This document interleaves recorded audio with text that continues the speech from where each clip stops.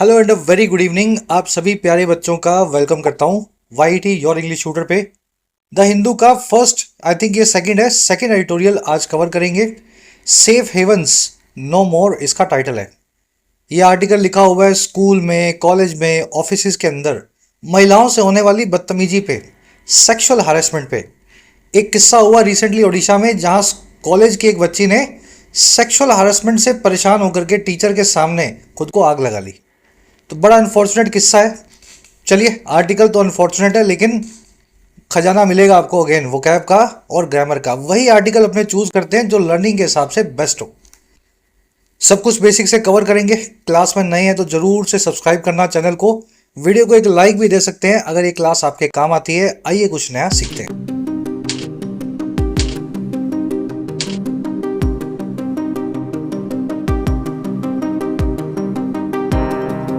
Safe heavens no मोर।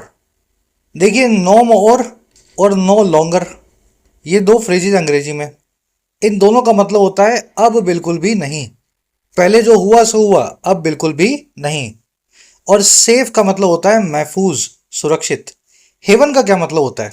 Haven एक ऐसा place है जहां आपको पनाह मिले, सुरक्षा मिले, शेल्टर मिले। पनाह तो समझते ही ना, आपकी शरण मिले।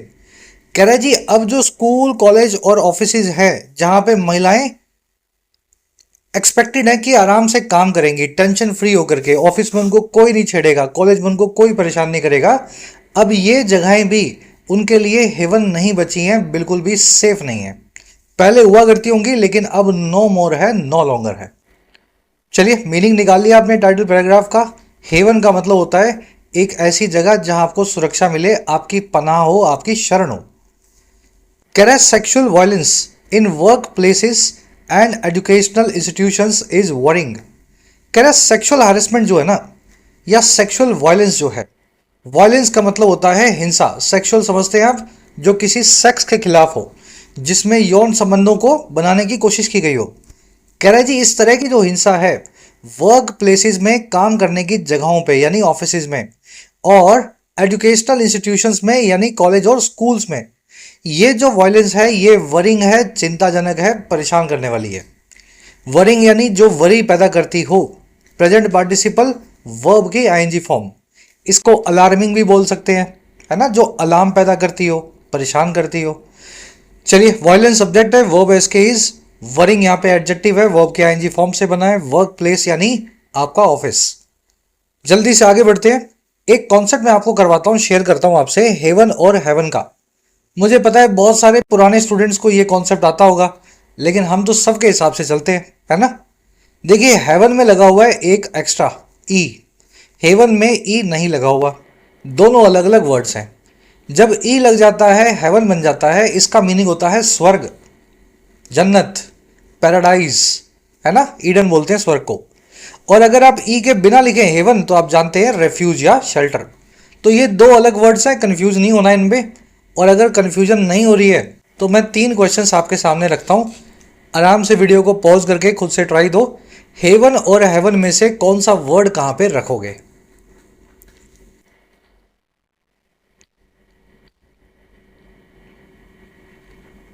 चलिए, खुद से ट्राई दी होगी आपने।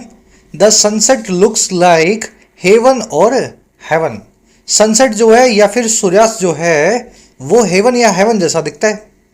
भाई, अगर सूर्यास्त बहुत अच्छा है, दूर से आपको देखने में अच्छा लगा, आकर्षक लगा, तो वो स्वर्ग जैसा दिखेगा ना। भाई, सूर्यास्त में आपको रेफ्यूज या शेल्टर की जरूरत तो नहीं है, कहीं बम तो बरस नहीं रहे ऊपर से, कहीं बारिश, कोई ओले तो पड़ नहीं रहे। तो सनसेट आपके लिए एक हेवन का जैसा है, यानी पैराडाइज या जन्नत जैसा आपको लगता है। तो यहां पे आप इस्तेमाल करेंगे हेवन का।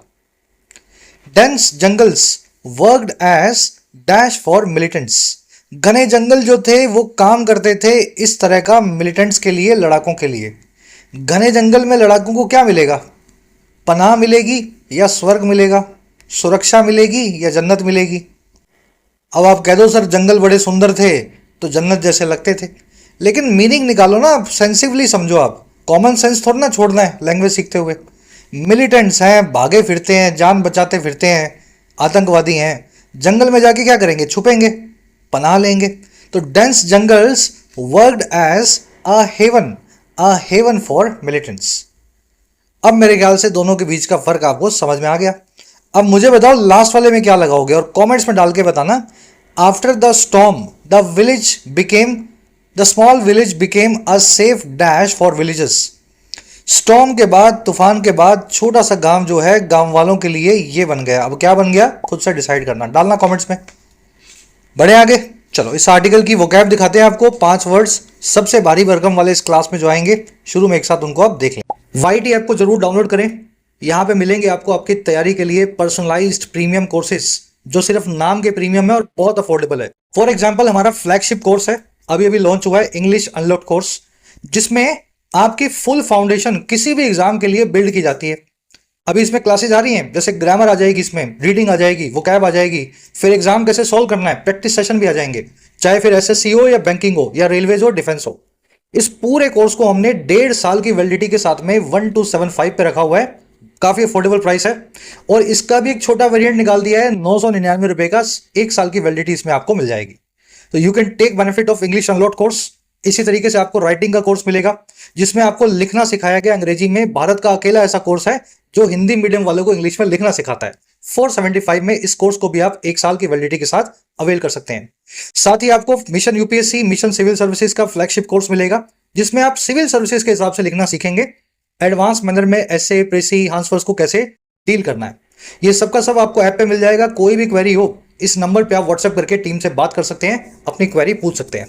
ऐप का लिंक फर्स्ट कमेंट में रखा गया है, प्ले स्टोर से डाउनलोड करें। चलिए वोकैब शीट है, थोड़ा जूम इन कर दूं उसको। पहला वर्ड है अपने पास फॉर बोर्डिंग। देखिए BODE बोर्ड मतलब आगे का कुछ बताना, फॉर मतलब आगे का, बोर्ड मतलब बताना, प्रेडिक्ट करना, और फॉर मतलब आगे का, जो आगे होने वाला है। अब फॉरबोर्डिंग वो चीज़ होगी जो आगे का आपको अंदेशा देगी। आगे बरसात होने वाली है, आगे तूफान आने वाला है, आगे ट्रैफिक लगने वाला है। लेकिन इस वर्ड को नेगेटिव तरीके से यूज़ करते हैं, गलत चीज़ों के लिए यूज़ किया जाता है, अच्छी चीज़ों के लिए नहीं होता। फॉरबोर्डिंग मतलब अपशगुना। अपशगुन क्या है? जो आपको आगे के बारे में कुछ बताए, है ना। घर में कांच टूट गया तो समझो घर में लड़ाई होने वाली है, ऐसे अपशगुन अपने सोचते हैं ना। तो फॉरबोर्डिंग यानी जो चीज एक आगे के अपशगुन के बारे में बताती हो, अपशगुनी हो। अपशगुनी के लिए अंग्रेजी में 2-3 वर्ड्स और भी हैं, जैसे पोर्टेंशियस एंड ओमिनस। ओमिनस आज ये वर्ड आप आर्टिकल में देखेंगे। अपशगुने का बिल्कुल उल्टा होता है शगुन। तो शगुन के लिए या शगुन भरी चीजों के लिए वर्ड अंग्रेजी में ऑस्पिशियस। ये वर्ड आपको शादी के कार्डों में मिलेगा। ऑन दिस ऑस्पिशियस ओकेजन, इस शगुन भरे मौके पे हम आपको इस जगह बुलाते हैं। चलिए, फॉरबोर्डिंग, अपशगुना, ऑस्पिशियस यानी शगुन भरा, एक दूसरे के एंटोनिम्स हैं। अगला वर्ड है अपने पास, फ्रेज है क्राई फाउल। देखिए फाउल तो आपको पता ही होगा, कैरम बोर्ड खेला होगा तो उसमें फाउल कैसे होता है, जब आपका स्ट्राइकर उसमें चला जाए, है ना, होल में। या फिर आपने फुटबॉल में देखा होगा फाउल होता है, गोल्फ में होता होगा। जब आप क्राई फाउल करते हैं ना, तो आप वो खिलाड़ी हैं जो अपने सामने वाली टीम के किसी खिलाड़ी के फाउल करने पे रेफरी के सामने रो रहे हैं। सोचो आप फुटबॉलर हो, सामने वाली टीम का एक आदमी फाउल कर बैठा, उसने हाथ लगा दिया फुटबॉल के, फाउल है ना ये, लेकिन रेफरी ने नहीं देखा। आप रेफरी के पास जाके बोलो देखो देखो देखो, इसने हाथ लगाया, इसने फाउल किया। अंग्रेजी में इसको बोलते हैं क्राई फाउल करना। इनजस्टिस के खिलाफ, अन्याय के खिलाफ, गलत चीज के खिलाफ आवाज उठाना। ठीक है। After the election defeat, opposition parties cried fall. Election में डिफीट के बाद, हार के बाद, विपक्षी दलों ने गलत चीज के खिलाफ या इनजस्टिस के खिलाफ आवाज उठाई। और क्या किया उन्होंने? And demanded a recounting of votes. उन्होंने डिमांड किया कि वोट्स को फिर से गिना जाए, हमारे साथ अन्याय हुआ है। चलिए, इसको कंप्लेन करना, डिससेटिस्फैक्शन को वॉइस करना, ऑब्जेक्ट करना, है ना, इन सभी वर्ड से भी बोल सकते हैं। You will see this phrase in today's article. अगला वर्ड है क्लैमर। क्लैमर होता है जी जोरों की आवाज, चाहे वो डर से निकाली गई हो, लड़ाई के लिए निकाली गई हो, पेन में निकाली गई हो, है ना। कहीं आपके मुक्का लगा, आप जोर से चिल्लाए, डर लगा, या किसी से लड़ाई हो गई, तो ऐसे जो जोर की चिल्लाहट होती है वो कहलाता है क्लैमर। ये वर्ड आर्टिकल में आने वाला है। The clamour for ministers resignation is getting louder after the scam.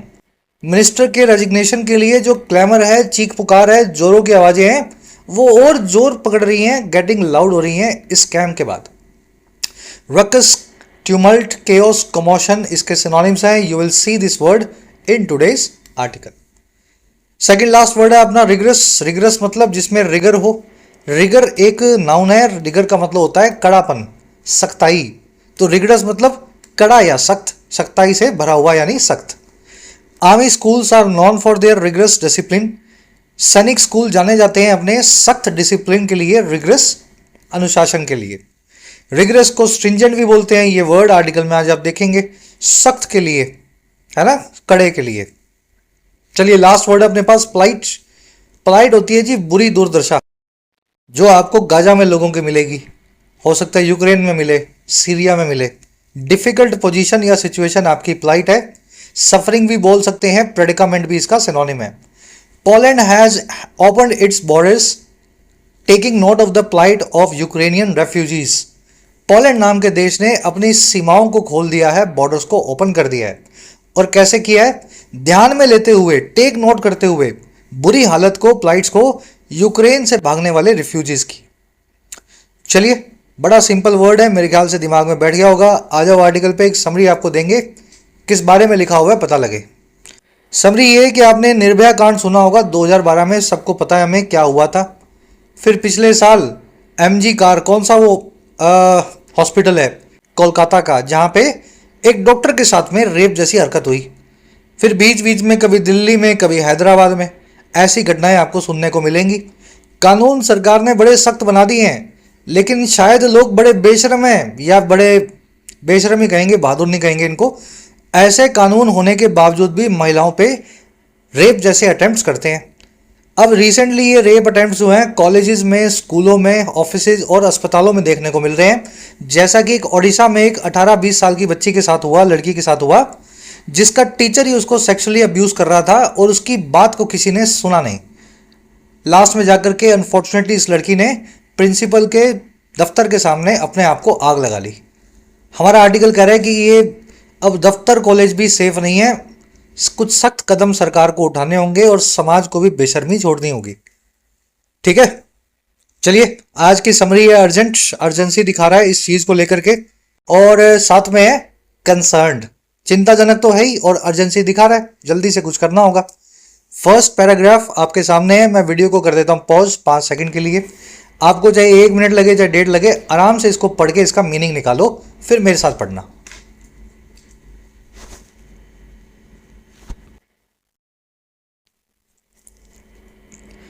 चलिए, कह रहे from Odisha to Karnataka, Bengal to Delhi, violence against women has seen an ominous rise over the past few months. कह रहे जी यहां से लेकर के यहां तक, उड़ीसा से लेकर के कर्नाटका तक, और फिर बंगाल से लेकर के दिल्ली तक, जो हिंसा है, वायलेंस है, अटैक्स हैं महिलाओं के ऊपर, उन्होंने देखा है या सीन किया है, हैज प्लस में V3, एक ऐसे राइज को, एक अपशगुने ऐसे उछाल को जो आया है पिछले पास्ट फ्यू मंथ्स में. हर जगह महिलाओं पे वायलेंस अटेम्प्ट्स आपको देखते हुए, होते हुए दिखते हैं. वायलेंस यानी हिंसा, ऑलरेडी इस वर्ड को आप देख चुके हैं. वर्ब है इसकी हैज सीन, सी करना, किसी चीज़ को देखना, उसको अनुभव करना. हर स्टेट ने इस तरह की हिंसा को देखा है, और हिंसा में जो राइज देखा है ना, वो बड़ा ऑमिनस है, फॉरबोर्डिंग है, अपशगुना है. याद है ना, ऑस्पिशियस यानी शगुन भरा, और ओमिनस यानी अपशगुना. कह रहा जी when is what is even more appalling is that crimes are being committed in spaces such as school and college campuses and या और work places which are usually presume to be safe havens. कह रहा जी जो चीज और ज्यादा uplink है, अपाल वो चीज आपको करेगी जो आपको हैरान कर दे और डरा दे. आपको अचानक से पता लगे बाहर गोली चल गई. अब ये जो बात है ना, ये आपके लिए अपालिंग है. बाहर निकलोगे आपको ना लग जाए, डर लगेगा, और आपको थोड़ा सा सरप्राइज भी हो रहा है कि मेरी गली में गोलियां चल रही हैं. तो कह रहा है जी जो चीज और ज्यादा हैरान परेशान और डराने वाली है वो ये है, दैट वो ये कि ये जो सारे क्राइम्स हैं, सारे गुनाह हैं, इनको किया जा रहा है कमिट पैसिव वॉइस में, ऐसी जगहों पे, स्पेसिस पे, जैसे कि स्कूल और कॉलेज का कैंपस या उसकी बाउंड्री, या फिर वर्क प्लेसेस यानी कि दफ्तर, जो कि ऐसी जगहें हैं जिनको यूजली या आमतौर पे प्रिज्यूम किया जाता है, पहले से मान लिया गया जाता है कि वो सेफ हेवंस होंगे, औरतों के लिए, महिलाओं के लिए सुरक्षित पनाह की जगहें हैं। स्कूल कॉलेज में कोई बच्ची को पढ़ने भेजा माँ बाप ने, तो यही सोच के भेजते हैं ना कि ये तो अच्छी जगह है। दिन दिहाड़े स्कूल में कॉलेज में थोड़ा ना कोई मेरी बच्ची के साथ छेड़छाड़ करेगा, या ऑफिस में कोई करेगा, लेकिन वहां भी हो रहे हैं। वट की वर्ब है is, what is even more appealing, इस पूरे फ्रेज की क्लोज की वर्ब है is. What, why, when, where, how, इन सभी क्लोज को अगर शुरू में लगा करके बताया जाए तो इनको हमेशा सिंगुलर वर्ब दी जाती है। ध्यान से समझो ना, जो चीज ज्यादा अपीलिंग है, जो चीज ज्यादा परेशान करने वाली है, वो ये है इज, और वो क्या है आगे दैट लगा के बताइए। क्राइम्स की वर्ब बनी हुई है पैसिव में, are being committed, present continuous tense है।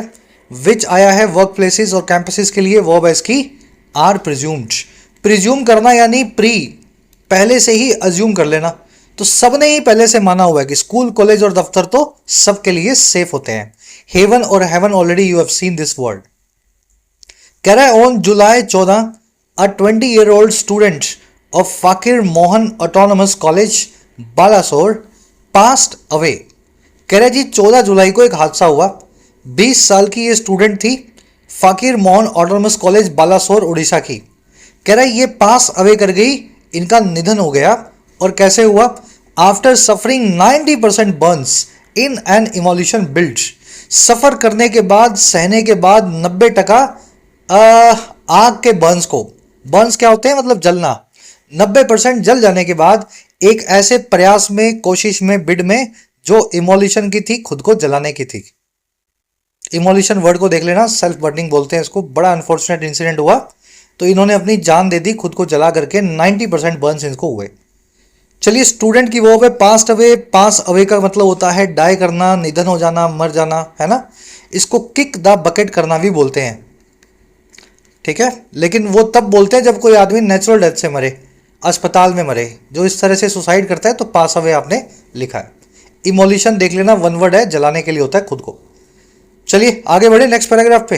थोड़ा डिप्रेसिंग आर्टिकल है, लेकिन हमें पता तो क्या हो रहा है आसपास।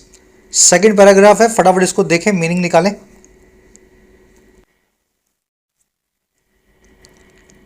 चलिए, कह रहे the BEd student had taken the extreme step outside the principal's office after her repeated complaints of sexual harassment. कह रहे ये जो बीएड की स्टूडेंट थी 20 साल की, कह रहे ये ले चुकी थी इस बहुत ही एक्सट्रीम स्टेप को। एक्सट्रीम का मतलब आपको पता है, जो हद से ज़्यादा बढ़ा हुआ हो, स्टेप यानी कदम। बात की जा रही है इनके आत्महत्या की। तो इस बीएड की महिला ने, स्टूडेंट ने आत्महत्या की प्रिंसिपल के दफ्तर के बाहर। और कब? उनकी रिपीटेड कंप्लेंट्स के बाद, उनकी बार बार होने वाली शिकायतों के बाद, जो है यौन उत्पीड़न की, सेक्सुअल हरासमेंट की। किसके खिलाफ थी?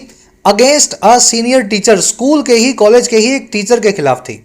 और कह रहे जब ये सारी कंप्लेंट्स वेंट अनहर्ड हुई, ये सब की सब अनसुनी कर दी गई।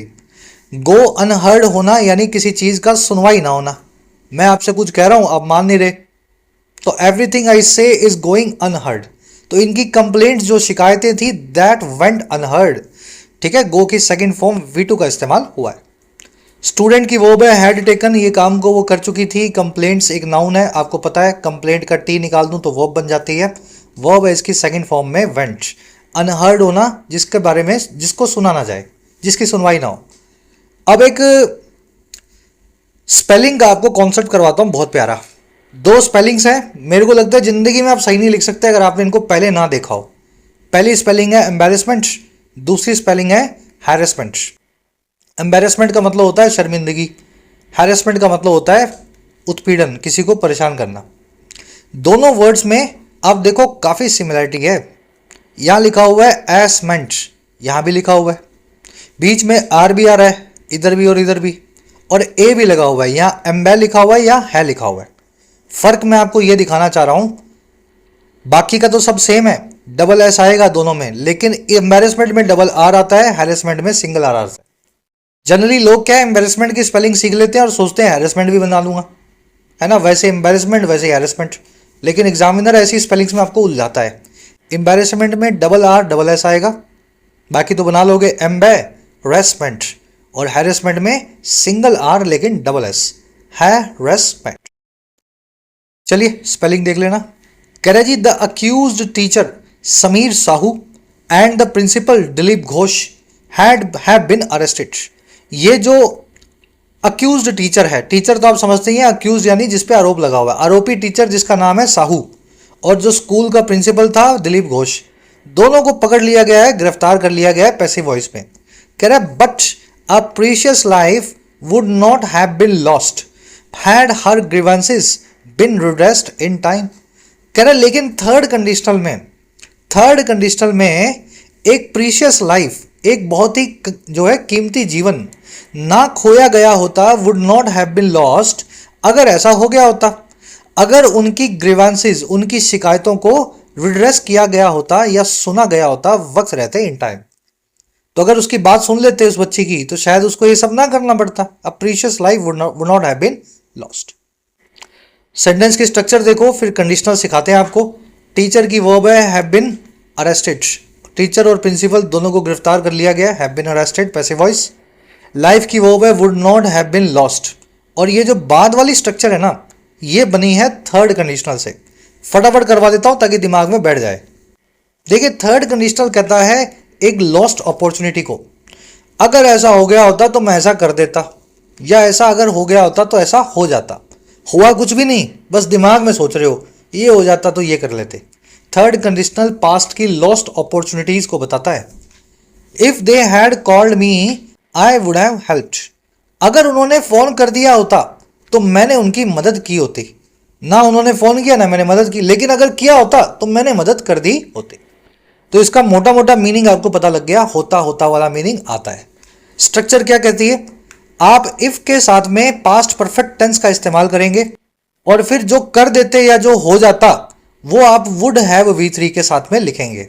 ये है इसकी स्ट्रक्चर, ठीक है ना। यहां भी वही स्ट्रक्चर लगी हुई है, लाइफ के साथ में वुड हैव V3 लगी हुई है और यहां पे शुरू वाली स्ट्रक्चर में से इफ निकाला हुआ है। अब मैं सिखाना ये चाह रहा हूं कि ये इफ वाली स्ट्रक्चर अगर आप सीख लें तो थर्ड कंडीशनल को लिखने का एक और तरीका भी है। इसी सेंटेंस को लिख रहा हूं मैं दूसरे तरीके से। मैं कह रहा हूं अगर उन्होंने कॉल किया होता, if they had called me, इसमें से इफ को निकाल देता हूं और क्या करता हूं, हैड को उठा के इफ की जगह पे ले आता हूं। Had they called me I would have help. इसको बोलते हैं ऑल्टरनेटिव फॉर्म या वैकल्पिक फॉर्म। दोनों फॉर्म सही हैं, इफ वाली में कोई बुराई नहीं है, ये सही फॉर्म है। लेकिन आजकल ऐसी फॉर्म भी लिखी जा रही है, इफ को निकाल देते हैं, हैड को उठाते हैं और यहां लिख देते हैं। तो यहां देखो वही हुआ है, ध्यान से देखोगे तो वही हुआ है। If her grievances had been, had को यहां ले आ रहा हूं, had been redressed in time a precious life would not have been lost, अगर ऐसा हो गया होता तो ऐसा ना होता। एक बार इसको रिवाइंड कर लेना, थोड़ा कॉम्प्लेक्स है, ज़्यादा कुछ लिख करके लाया नहीं हूं मैं क्योंकि लंबा हो जाता है। अगर समझ गए तो लास्ट सेंटेंस खुद से आपको अटेम्प्ट देना है। मैंने थर्ड कंडीशन में एक सेंटेंस लिखा आपके सामने, if I had studied I would have passed, अगर मैं पढ़ा होता तो मैं पास कर लेता। इसको मुझे इफ़ निकाल करके आप लिख करके बताओ ऑल्टरनेटिव फॉर्म में कैसा लिखोगे, और यहाँ भी इसको अप्लाई करके देखना, बिल्कुल ऑल्टरनेटिव फॉर्म का इस्तेमाल हुआ है। रिड्रेस करना, किसी चीज़ को, प्रॉब्लम को जो है सोल्यूशन निकालना। ग्रीवांस और कंप्लेंट एक ही बात है, शिकायत के लिए यूज होने वाला वर्ड है। कह रहा है she ran from pillar to post taking it right up to the chief minister's office but no one paid attention to her grave complaints. कह रहा है ये बच्ची जो है पिलर से पोस्ट तक भागी। पिलर टू पोस्ट का मतलब होता है हर जगह भटकना, दर दर भटकना। तो ये भागी थी दर दर, और कैसे ले जाते हुए इस मामले को सीधे राइट यहाँ तक अप टू चीफ मिनिस्टर के ऑफिस तक, वहाँ तक इस मामले को ले गई थी। लेकिन किसी ने भी पे नहीं किया अटेंशन को, किसी ने भी ध्यान नहीं दिया उसकी इस कंप्लेंट को, शिकायत को, जो बड़ी ग्रेव है, सीरियस या गंभीर है। चलिए शी की वर्ब रैन, वर्ब की सेकंड फॉर्म लगी हुई है रन, रैन, और थर्ड फॉर्म क्या होती है रन। इरेगुलर वर्ब है, ध्यान रखना इसका, यहाँ V2 लगा रखी है। पिलर से पोस्ट मतलब हर जगह दर दर भटकना। ग्रेव का मतलब होता है गंभीर, कंप्लेंट यानी ग्रीवांस, शिकायत। नो वन की वर्ब है paid, pay attention to something, किसी चीज की तरफ ध्यान देना। अटेंशन के लिए एक और वर्ड आता है अंग्रेजी में हीड, पे हीड टू समथिंग या pay attention to something. Heed की स्पेलिंग HEED। फ्लो में कुछ ज़्यादा चीज़ें अगर बता देता हूँ तो माइंड मत किया करो, जो बच्चे रेगुलर है ना उनके लिए है। अगर आप क्लास में नए आए हैं तो आप लाइट अंदाज में पढ़ करके भी सीख सकते हैं। चलिए अब लाइट अंदाज में एक आपको बढ़िया सा फ्रेज सिखाते हैं। फ्रॉम पिलर टू पोस्ट, दर दर भटकना। अब जब आप दर दर भटकते हैं ना तो इसका मतलब ये होता है आप कोई ऐसा काम कर रहे हैं जिसका कोई मीनिंग नहीं निकलेगा, रिजल्ट नहीं निकलेगा। दर दर तभी भटकता है ना आदमी, कुछ काम ऐसा हो जो हो ना पा रहा हो। और ऐसे कामों के लिए अंग्रेजी में ये सारे फ्रेजेस यूज होते हैं। बड़े इंटरेस्टिंग है, सब एक एक करके देखेंगे। जैसे ये वाला फ्रेज देखो, टू चेज वंस टेल। कभी कोई डॉगी देखना जो अपनी पूंछ का पीछा कर रहा हो, गोल गोल घूम रहा हो। अगर आपके घर भर पे डॉगी है तो कई बार वैसे हरकतें करेगा। तो अपनी पूंछ को अगर आप पीछा कर रहे हो तो उस पूंछ तक तो आप कभी पहुंच नहीं पाओगे, पूंछ तो वो आपकी है। यानी कोई ऐसा काम कर रहे हो जिसका कोई अंत नहीं है। टू चेज वंस टेल यानी निरर्थक काम में टाइम वेस्ट करना। और यही होता है to be on wild goose chase, एक बहुत ही वाइल्ड यानी जंगली बतख की चेज करना। वाइल्ड गूज या तो होता नहीं और पता नहीं होता है तो बहुत कम होता है। अगर वाइल्ड गूज ढूंढ रहे हो तो एक ऐसी चीज ढूंढ रहे हो जो आपको कभी ना मिले, निरर्थक काम है ना, meaningless. To run around in circles, ये भी वही है। आपको जाना था दिल्ली से अहमदाबाद और आप दिल्ली से धौला कुआं घूम करके है ना, फिर ऐसे गोल गोल गोल गोल गोल गोल घुमाए जा रहे हो गाड़ी को, यहीं की यहीं खड़ी है। हैदराबाद कैसे पहुंचेगी भाई? तो रन अराउंड इन सर्कल्स का मतलब होता है जहां खड़े हो वहीं माथा घुमाते रहना। चलो, to bang one's head against the wall, अपना सर दीवार में दे दे के मारना। तो ये भी इसी से मिलता जुलता है, यानी आप बहुत फ्रस्ट्रेटेड हो गए हो, सर दीवार में दे के मारते हो। To be left high and dry, देखिए शिप जो है जहाज, उसका काम होता है समंदर में जहां पानी हो वहां पे जाना। अगर पानी ना हो तो शिप को आपको वहीं खड़ा कर देना पड़ेगा। जैसे कहीं कभी कभी पोर्ट पे जो है शिप वगैरह खड़े रह जाते हैं पानी ना होने की वजह से, फिर उनको पानी तक धकेलेंगे तब वो चलेंगे। तो अगर कोई शिप है वो हाई यानी ऊंचा ले आए आप, और ड्राई यानी बिना पानी के रखा हुआ है, यानी वो शिप जो है, समझ गए ना, एक बहुत ही अजीब सी पोजीशन में है, कुछ काम करने लायक नहीं है। पानी अगर ना हो तो जहाज क्या काम करेगा, खड़ा रहेगा एक जगह पे। तो to be left and high and dry का मतलब यही होता है, बिना मदद के कहीं फंस जाना। चलिए 5-6 मिलते जुलते फ्रेजेज हैं, एक साथ बताए हैं, स्क्रीनशॉट ले लेना इनका, लिख करके रखोगे तो याद रहेंगे। आगे बढ़ते हैं नेक्स्ट पैराग्राफ।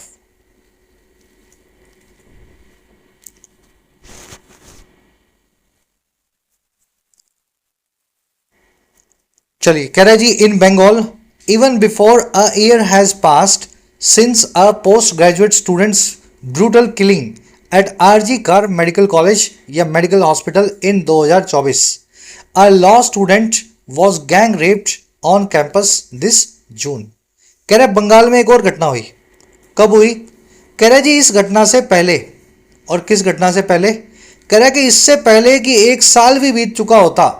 और कब से? जब से एक पोस्ट ग्रेजुएट स्टूडेंट, एक डॉक्टर की ब्रूटल किलिंग हुई, बेरहमी से हत्या हुई आरजी कार मेडिकल हॉस्पिटल में 2024 के अंदर।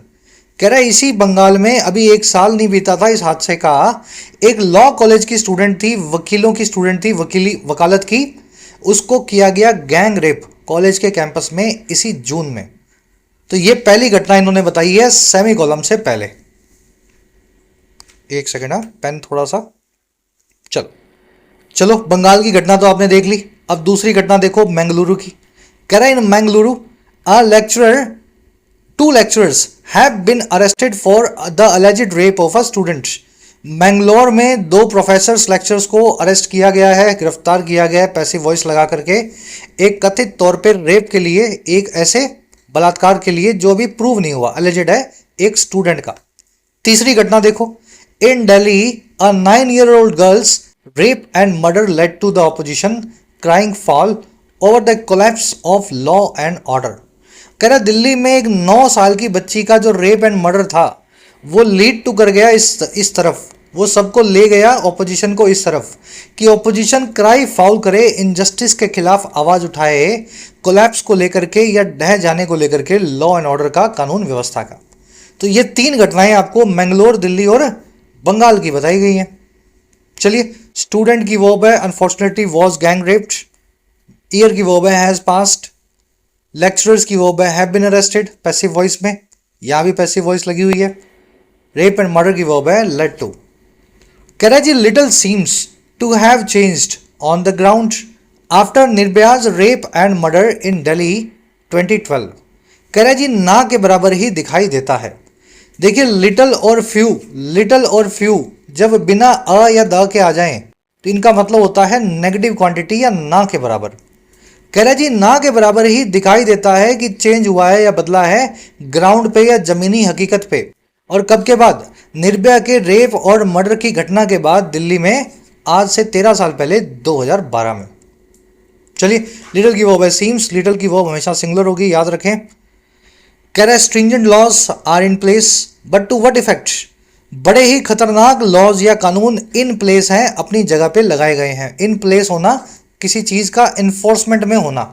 तो कड़े कानून जो है लगे हुए हैं, लेकिन क्या इफेक्ट के लिए, क्या असर के लिए? सवाल पूछ रहा है, but to what effect.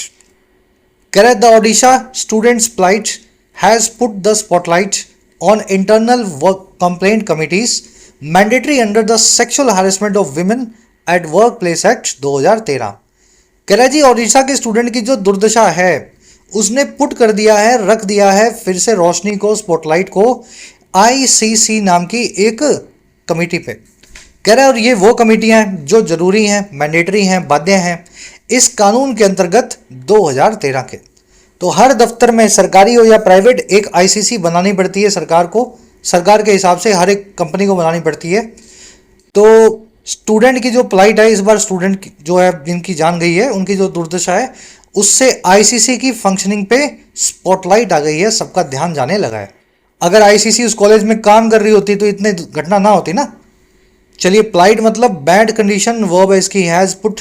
Put यहाँ पे V3 का काम कर रहा है, हैज के बाद पुट की V1 V2 V3 सेम होती है, इरेगुलर वर्ब है। बढ़े नेक्स्ट पैराग्राफ। चलो, छोटा सा पैराग्राफ है, फिनिश करो इसको।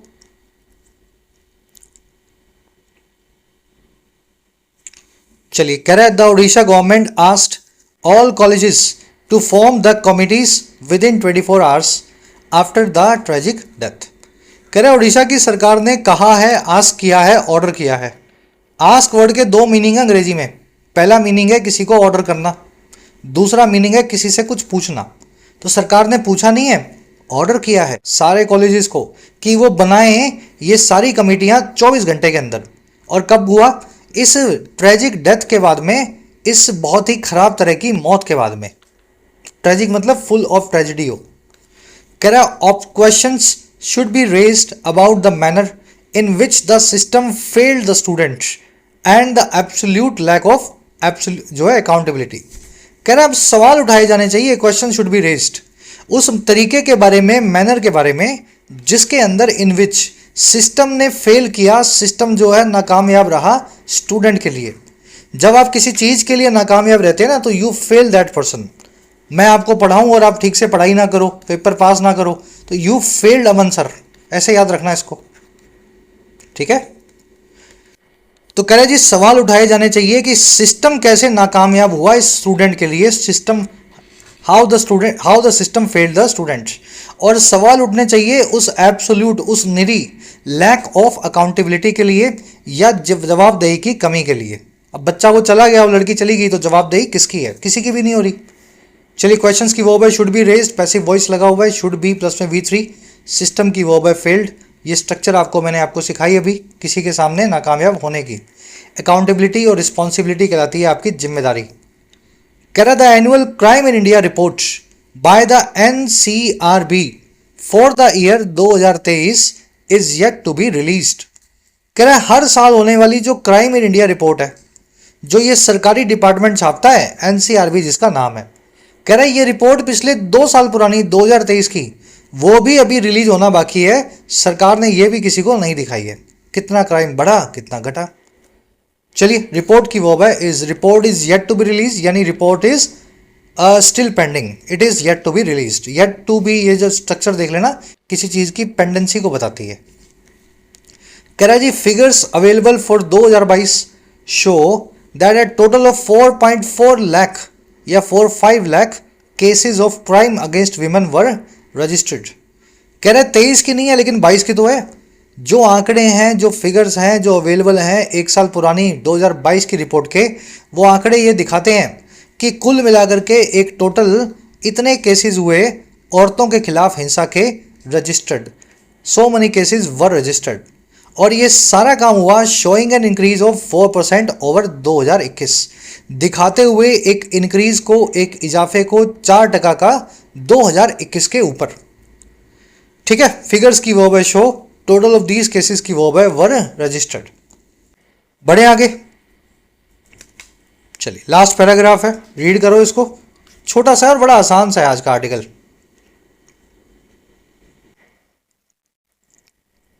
चलिए अब बता रहा है क्राइम अगेंस्ट विमेन कैसे हो रहे हैं। While the majority of crimes against women were registered under cruelty bye husband और हिज रिलेटिव्स 31.4%। कह रहे जहां ऐसा है, वाइल जो मेजॉरिटी केसेस हैं क्राइम के, या मेजॉरिटी क्राइम है, ज़्यादातर क्राइम के जो केसेस हैं औरतों के खिलाफ, वो रजिस्टर हुए थे पैसिव वॉइस लगा करके इस सेक्शन के अंडर। सेक्शन है बर्बरता का, क्रुएल्टी का, दरिंदगी का, या तो उस महिला के हस्बैंड के द्वारा या उसके रिश्तेदारों के द्वारा। कह रहे हैं ज़्यादातर केसेस जहां 31% जो है इस टाइप के थे। कह रहे हैं वहीं पे assault on women with intent to outrage her modesty comprised 18.7% of all crimes and rape was pegged at 7.1%। कह रहे वहीं जो ये निरे हिंसा के केस हैं, असॉल्ट ऑन विमेन, अब कोई हस्बैंड अपनी महिला पे, अपनी जो है स्पाउस पे हाथ नहीं उठा रहा, कोई और आदमी बाहर का किसी और लड़की पे हाथ उठा रहा है। कह रहा है इस टाइप के जो असॉल्ट थे जिनमें इंटेंट था कि आप आउटरेज करें, उल्लंघन करें, वॉयलेट करें किसी महिला की मॉडेस्टी को, या फिर उसको सेक्सुअली हैरेस करें। कह रहे ये सारे असॉल्ट है ना, ये कंप्राइज कर देते 18% सभी क्राइम्स का, और रेप जो था उसको एस्टिमेट किया गया, पैक किया गया 7.1% पे। तो इस तरीके से आपको पूरा ब्रेकअप इन्होंने बताया है। मेजॉरिटी क्राइम्स की वो है वर रजिस्टर्ड, ये सभी डोमेस्टिक जो है वायलेंस के अंडर में आते हैं। असॉल्ट की वर्ब है कंप्राइज्ड, ग्रीन पिंक होने चाहिए, असॉल्ट एक नाउन है, कंप्राइज्ड इसकी वर्ब है। रेप की वर्ब है वॉज पैक्ड, पैक करना, किसी चीज को अंदाज लगा के, एस्टिमेट करके, कैलकुलेट करके बताना, है ना। Inflation is pegged at 3%, inflation इस साल या इस महीने 3% पे अंदाज लगा के रखा गया है। कह रहा है it must be noted that many crimes go unreported as well, ये बात भी नोट करना कि बहुत सारे क्राइम्स हैं जो अनरिपोर्टेड जाते हैं, जिनके बारे में किसी को पता ही नहीं लगता। कह रहा है in this backdrop conversations about sexual violence and gender are imperative. कह रहे इस पूरे बैकग्राउंड में अगर देखें, सीनरी से देखें, तो जो कॉन्वर्सेशंस हैं या जो बातचीत है सेक्सुअल वायलेंस को लेके और जेंडर को लेके, वो बहुत इम्पेरेटिव हैं, जरूरी हैं, इसेंशियल है। बातचीत होनी चाहिए हम लोगों के बीच में, ऑफिस में, घर में, स्कूल में। कह रहा है जी एंड मस्ट स्टार्ट अर्ली, और ये कॉन्वर्सेशन जो है जल्दी से जल्दी शुरू होनी चाहिए, हर आदमी इसके बारे में बात करना होना चाहिए। चलिए इट की वर्ब है मस्ट बी नोटेड, क्राइम्स की वर्ब है गो, कॉन्वर्सेशंस यानी बातचीत, डिस्कशंस वर्ब है इनकी आर, इंपेरेटिव का मतलब है जरूरी चीज, इसेंशियल या क्रूशियल। कॉन्वर्सेशंस की दूसरी वर्ब है मस्ट स्टार्ट। कह रहे the clamour for justice against a crime should not die down after a few days either. कह रहा जी जो क्लैमर है, जो शोरगुल है जस्टिस के लिए, इंसाफ के लिए एक घटना के या क्राइम के बाद, कह रहा है उसको भी डाई डाउन नहीं होना चाहिए, खत्म नहीं हो जाना चाहिए। डाई डाउन करना, किसी चीज का धीमे धीमे करके खत्म हो जाना। जैसे मोमबत्ती होती है ना, 4-6 घंटे चला के रखो, धीमी धीमी होती हुई अचानक से बुझ जाएगी, तो वैसे ही इस आवाज को भी धीमे धीमे करके खत्म नहीं होना है कुछ दिनों के बाद, after a few days either, specially when protectors turn predators. और ये खास करके तब जब हमारे रक्षक ही भक्षक बन जाएं, हमारे प्रोटेक्टर ही प्रेडेटर बन जाएं। प्रेडेटर मतलब जंगली जानवर, प्रोटेक्टर मतलब आपकी हिफाजत करने वाला।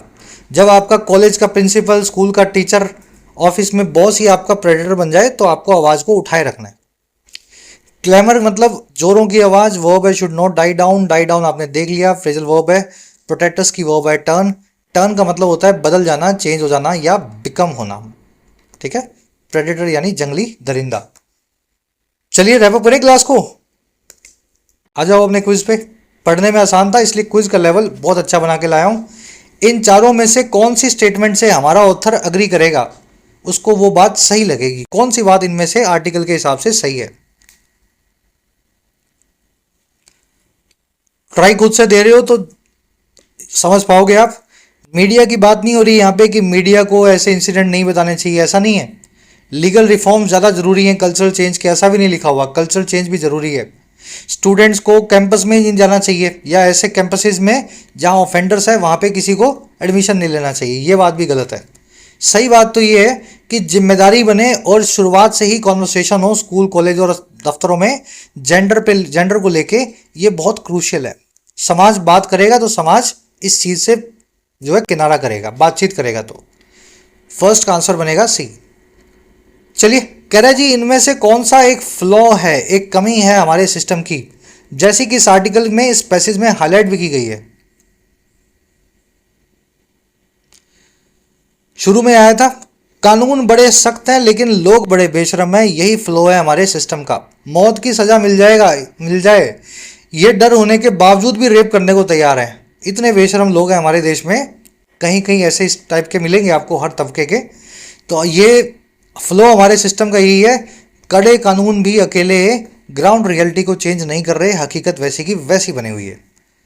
चलिए, कुछ क्वेश्चंस हैं आपके जो आप खुद सॉल्व कर लेंगे, मुझे पूरा भरोसा है आप पे। सही स्पेलिंग बतानी है कौन सी है, हैरेसमेंट, एम्बेरसमेंट और हैरेसमेंट। तीनों सही हो तो ऑल थ्री, और तीनों गलत हो तो नन ऑफ द थ्री। अपनी टेल को या पूंछ को चेज करना, इसका क्या मीनिंग है। ऑमिनस का एंटोनिम पूछा है आपसे। क्राई फाउल करना क्या होता है, और एक वर्ड पूछा है प्रेडिकामेंट। प्रेडिकामेंट वर्ड का क्या मीनिंग है। दो एरर्स मिलेंगी आपको। पहली एरर मिलेगी आपको कंडीशनल की वजह से, दूसरी मिलेगी इस वर्ड की वजह या इसके आसपास। एक बार आंखें बंद करो या हेवन कर लेना, ठीक है। चलो चेक करो, फर्स्ट कमेंट में आंसर डाले मैंने। आउट ऑफ 9 कितने मार्क्स मिले जरूर से बताना। एक क्वेश्चन आपको दे रहे हैं लिखने का। शैक्षणिक संस्थानों और कार्यस्थलों में, एजुकेशनल इंस्टीट्यूट्स और ऑफिस में महिलाओं के खिलाफ यौन हिंसा बढ़ती जा रही है, सेक्सुअल वायलेंस बढ़ती जा रही है, और सिस्टम की विफलता बेहद चिंताजनक है। सिस्टम का फेलियर बहुत ज़्यादा वरीसम है। तो वर्ड मैंने आपको सारे बता दिए, रिवाइंड कर लेना इसको। कोशिश करके खुद से अंग्रेजी में लिखना है, लिखने से आप सीखोगे, कमेंट में डालोगे तो फीडबैक भी आपको देंगे। फर्स्ट कमेंट खुला हुआ है आपके लिए, ठीक है। चलिए, मुलाकात होगी कल की क्लास में। Until then, signing of.